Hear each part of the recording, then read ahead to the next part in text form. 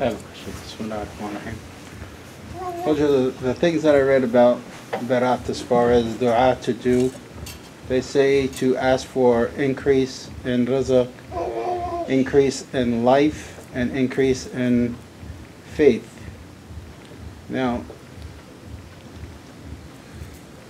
I know that in Islam, the less you have, the better, as far as wealth, and that it's a burden to you. And you talked about the Sahabas asking for, or wishing the other Sahabas for a short life or early death. And so when we ask for increase in life, does that go against what we should be asking for?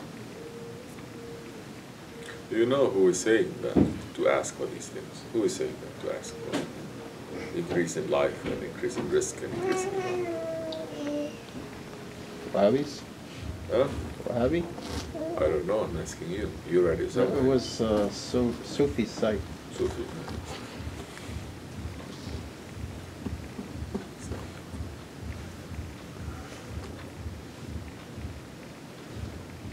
What is everyone's understanding of long life? Everyone thinking I'm going to live to 1,000 years. That's what they're thinking. No understanding. Sufi understanding? Thinking. Risk. What is everyone's understanding of risk? What we see on television. Lifestyles of the kafirs. We say we want that kind of life. That is risk. Holy Prophet ﷺ said to a man who came to him, and he said, Ya Rasulullah, I love you. Maybe that's what we should be asking, to increase our love for the Prophet ﷺ, instead of just thinking for ourselves, because the love of Prophet is the love of Allah. Everyone is just thinking of this dunya. The man said, I love you, Ya Rasulullah. Prophet ﷺ said, then prepare yourself for hardship. Hardship has always been the way of the prophets, the way of the awliya, the way of the sahabis, the way of the tabi'ins, the way of the salihin. Why is that? Holy Prophet ﷺ is saying the sign that Allah doesn't love His servants. You're not even going to find Him to have a toothache. What is this understanding? Are we asking Allah for hardship? No. Do not ask Allah subhanahu wa ta'ala for hardship. Don't ask Allah subhanahu wa ta'ala for test. Ask Allah subhanahu wa ta'ala always for mercy. Which is why it is linked to the Holy Prophet ﷺ, because he is rahmatul lil alamin. He is the mercy to all the alams. But he is the most merciful of the one who was created by the most merciful. Yet look at his life. His life, you cannot say it is the easiest, it is the most luxury of life, it is most difficult. Every prophet had difficulties, the Holy Prophet ﷺ had more. So what is people's understanding of what is life, what is risk, and what is faith? What is our understanding of holding on to faith? What is our understanding of holding on to the love of the Holy Prophet ﷺ? So he's saying, then prepare yourself for hardship. Because loving the Holy Prophet ﷺ or having his mercy is also not having a fake smile 24 hours, smiling. I love everyone, I love you. Wahhabis, I love Wahhabis. Kafir, I love Kafir. Because Prophet loved everyone. No. Prophet did not love everyone. He loved Allah. And he loves what Allah loves. And Allah does not love batil. Allah does not love the oppressors. Allah does not love those ones who are making partners to himself. It's up to today's so-called alims and ulamas and so-called shaykhs. Oof. They're going to say, we have more mercy than the Prophet. Don't you see? We love everyone. That there is a dua. Holy Prophet ﷺ saying, as for the best of this world and the best of this akhirat. The dunya wal akhirah. The best of this dunya according to Allah and His Prophet, not according to the unbelievers. The best of this dunya according to unbelievers, and the best of this dunya according to people of the Ahli Dunya. If they gain this whole world is made from gold, it is not enough. They're going to look to the moon. They're going to look to the stars. They're going to look to everything else. Say, this is the best we must have. But what is the best of this dunya? The best of this dunya is what the Holy Prophet ﷺ had said to his Sahabi. What did he teach his Sahabi to do? He's saying, now, you see the sun? He says, yes. He says, now, look to see where your shadow is. They look, they see our shadow is behind. See, now turn around. They turn around, the shadow is in front of them. The sun is behind. The Prophet is behind. It says, now run. Catch your shadow. They didn't stop and pause and ask and argue and say it doesn't make sense. Like today, so many people they're going to ask. They ran because Prophet gave an order. They run. They ran to catch. Prophet said, stop now. They stopped. He said, now turn around and face the sun. Face me. Turn around. They face the Prophet. He says, now run. And when you're running, see where your shadow is. They started running. And they see the shadow is running after them. The Prophet says, that shadow, that is your dunya. The more you run after akhirat, the more the dunya will run to you. You will have the dunya. It will run to you. But you are not running to the dunya, you're running to Mawla. The more you're running to dunya, to catch the dunya, turning your back to Mawla, to akhirat,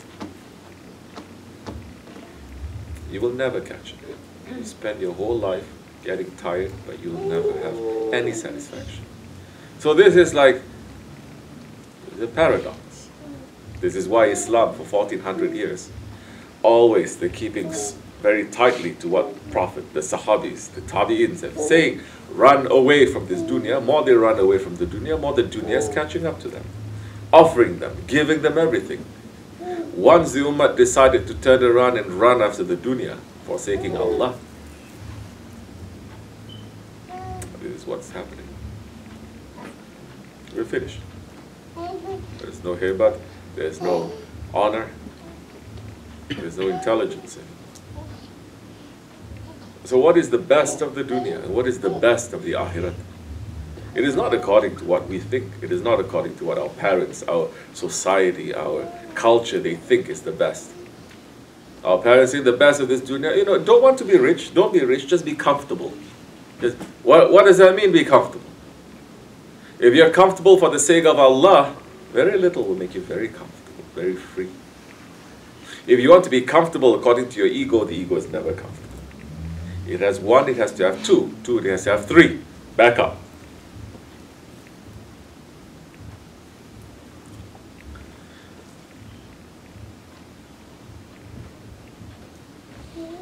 The Sahaba Kiram, so many of them, they were poor.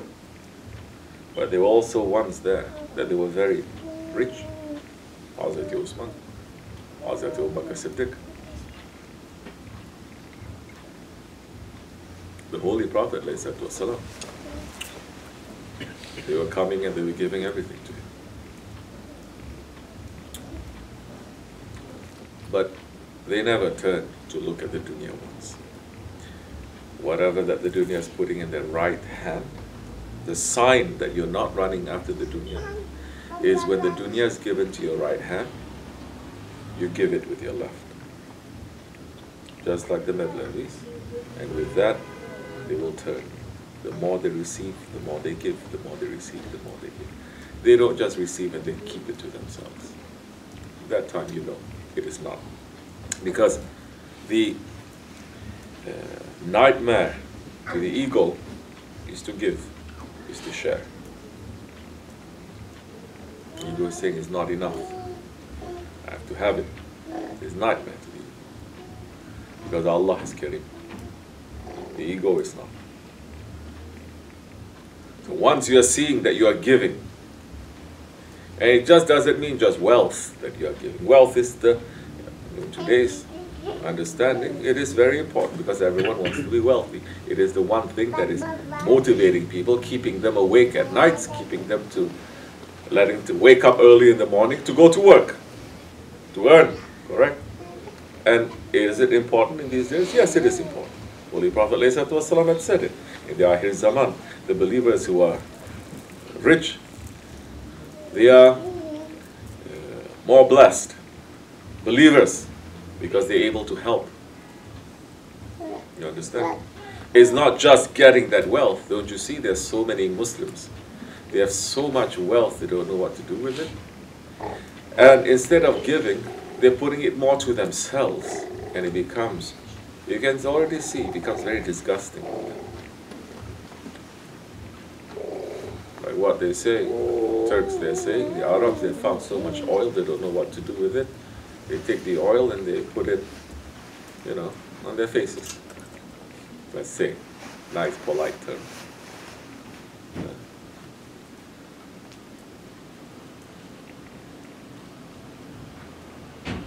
You think everything that is happening in the world today to the Ummah,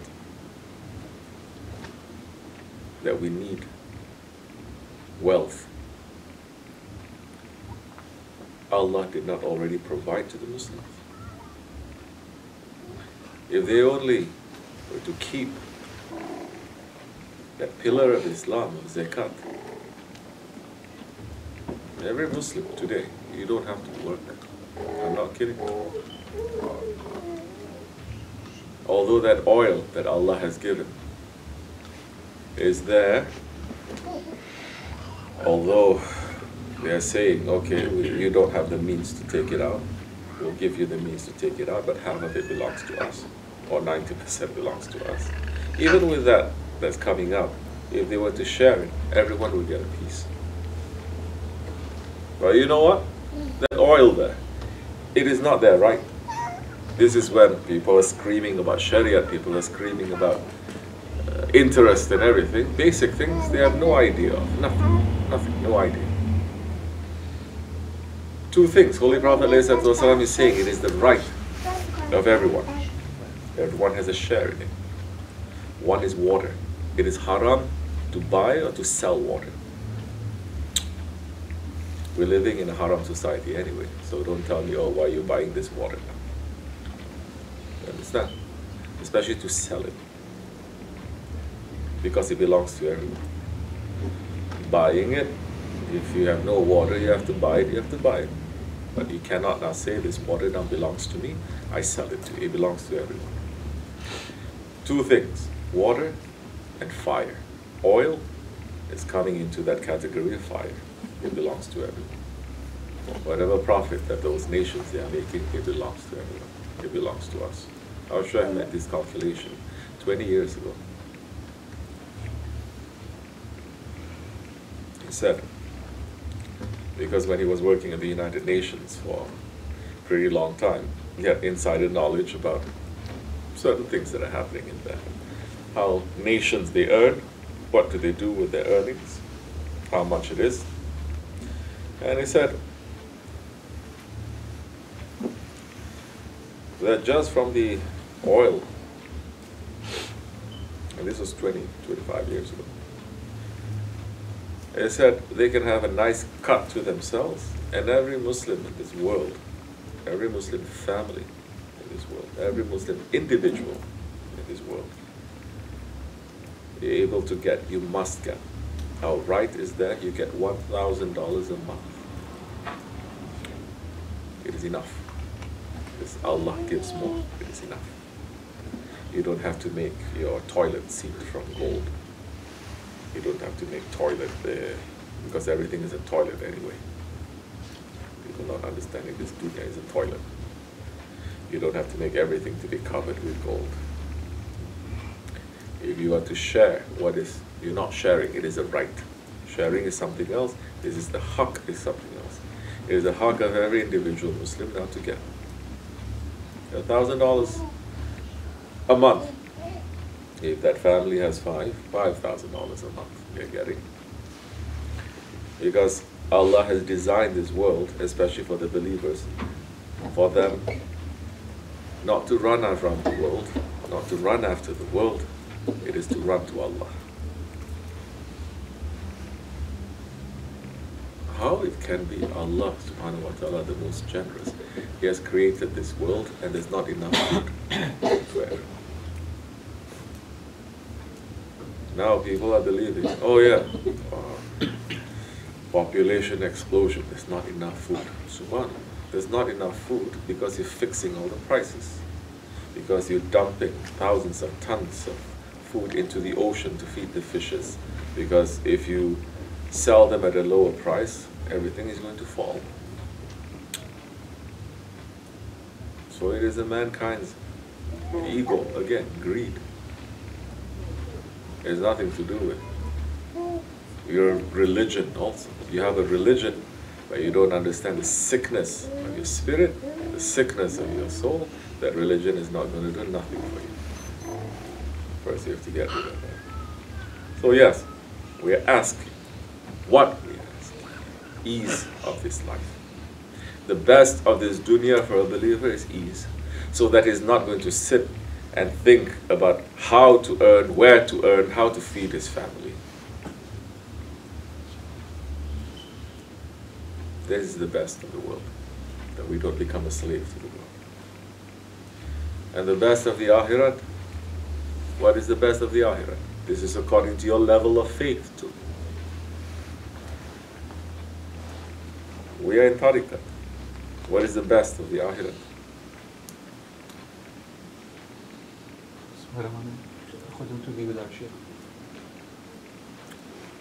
This is the best.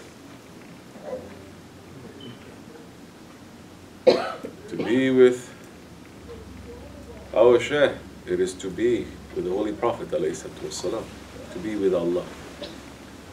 If you are only looking to Jannah, but if you are separated from Allah, the Jannah will turn to Jahannam. You know this. Everyone has experienced this. You know what love is, whichever level of love it is. That separation becomes a torture when you are separated. When you have love and you're separated from that love, it becomes a torture. Even if you are in a palace, even if you are surrounded by luxury, but you are separated from the one that you love, it becomes a hell for you. So what is it that we love? I'm not saying don't ask for Jannah. I'm not saying look down on it. No, you have no permission, we have no right to say things like that. But we want to be with those ones who are with Allah. Because we came from Allah and our return is to Him. Inshallah, this is something for us to think, to pull ourselves back, and to understand for the night of Nisfu Barat, Nisfu Shaban, Laylat-ul Berat, to ask Allah to give us a clean Barat, for forgiveness.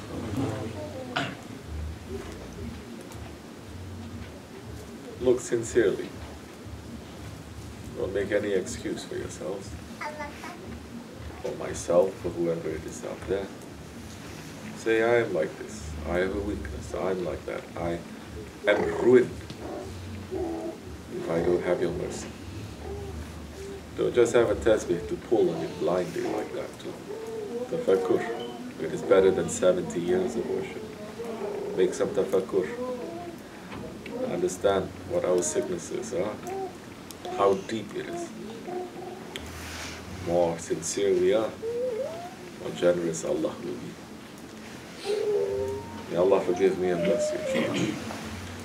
For the sake of the Holy Prophet, alayhi salatu wassalam.